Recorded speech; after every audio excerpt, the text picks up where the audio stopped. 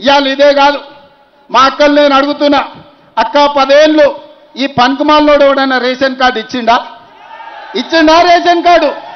వాళ్ళు అయ్యే జాగిరా? మీరేమన్నా గజ్వేల ఫామ్ హౌస్ అడిగినరా? లేకపోతే జన్వాడలో ఏమన్నా 2 ఎకరాలు అడిగిర్రా? మేము పేదోళ్ళమయ్యా, మాకు రేషన్ కార్డు ఇస్తే బియ్యం వస్తాయి, మాకు రేషన్ కార్డు ఇస్తే ఇవాళ సాదర వస్తుంది అని మీరు అడిగారు. ఒక్క రేషన్ కార్డు అని ఇచ్చిండ్రా?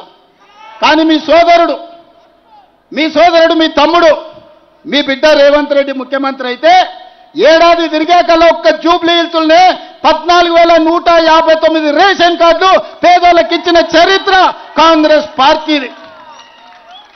ఆయల్ల మా మైనారిటీ సోదరులు కరెంటు చోరీ చేస్తున్నారని కేసులు పెడితే ఇవాళ ప్రతి వాళ్లకు ప్రతి పేదవాడికి కరెంటు ఇంటి సమస్య తీర్చడానికి 200 యూనిట్లు ఈనాడు ఉచిత కరెంటు ఇస్తున్నాం. 25,000 మంది ఇవాళ ఉచిత కరెంటు 200 యూనిట్లు ప్రతి పేదవాడికి ఇంటికి వస్తుంది. ఇవాళ సన్న బియ్యం 20,000 మంది కుటుంబాలకు ఇవాళ సన్న బియ్యం జూబ్లీ హిల్స్లోనే మీకు వస్తున్నాయి. ఇవాళ జూబ్లీ హిల్స్లో ఉండే ప్రతి మహిళ ఆర్టీసీలో ఉచితంగా ప్రయాణం చేస్తుంది. మీకు ఉచితంగా ఆర్టీసీ బస్సులో ప్రయాణం ఇస్తే ఆటో వాళ్ళని మీ మీద పంచాయతీకి తోలేడు. ఆటోలో తిరిగిన బిల్లా రంగాలు, ఆడవాళ్లకు ఉచితంగా బస్సులో పోతే ఆటో వాళ్ళకి అన్యాయం జరిగింది. వాళ్ళని ఆదుకోమంటే నాకు అభ్యంతరం లేదు. ఆటో సోదరులకు కూడా మంచి జరుగుతుంది, మంచి చేస్తాం. కానీ ఆడబిడ్డలకు ఆర్టీసీలో బస్సు బంద్ పెట్టుండ్రి, వాళ్ళని బస్సులో ఉచితంగా ఓనియొద్దని అంటారు.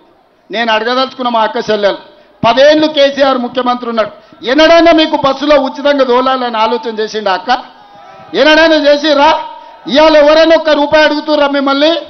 అమ్మగారింటికి పోవాలన్నా బాజాబ్తో పోతున్నారు కదా, అమ్మవారిని దర్శించుకోవాలన్నా అల్కకు పోయి అల్కకు వస్తున్నారు కదా, బల్కంపేట ఎల్లమ్మకు పోవాలన్నా, భద్రాచలం రాముల వారిని దర్శించుకోవాలన్నా, యాదగిరిగుట్ట లక్ష్మీ నరసింహస్వామి దగ్గరకు పోవాలన్నా చిల్లి గవ్వ ఖర్చు లేకుండా పోయేస్తురా లేదా అక్క?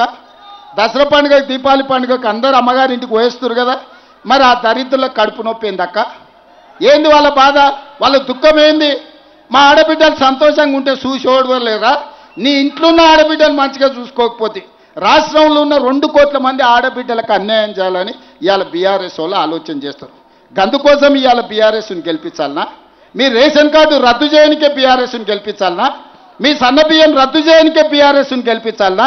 మీ ఇంటికి ఉచిత కరెంటు రద్దు చేయనికే బీఆర్ఎస్ని గెలిపించాలనా? ఆడబిడ్డలకు బస్సు ప్రయాణం ఉచితంగా రద్దు చేయడానికి బీఆర్ఎస్ని గెలిపించాలనా? రేపటి తర్వాత మా మిత్రుడు శ్రీనివాసరెడ్డి గారు ఇక్కడ ఉన్నారు. జిల్లాలలో మొత్తం 100 నియోజకవర్గానికి 3,500 ఇందిరమ్మ ఇండ్లు పంచిచ్చి పైసలు వంచండి.